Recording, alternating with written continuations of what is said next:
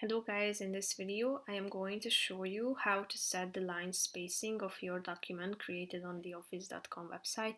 But first I just want to mention, don't forget to subscribe to my channel because at 10,000 subscribers I am going to show you my whole YouTube revenue statistics and growth strategy, how to make money online. Now let's jump into it. First of all, open the website.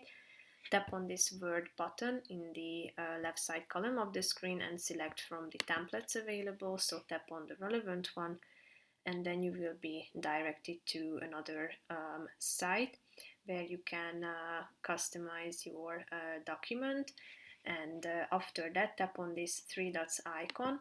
Here you can find the line spacing button. So here you can find these available options. So tap on the relevant one and then you can change the line spacing from these preset options. But if you want to customize it, just tap on the line spacing options button and here you can set the alignment.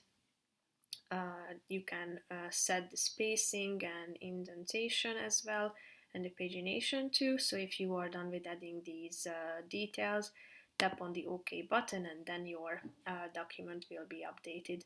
So that's pretty much it for this video guys. See you in the next one. Bye bye.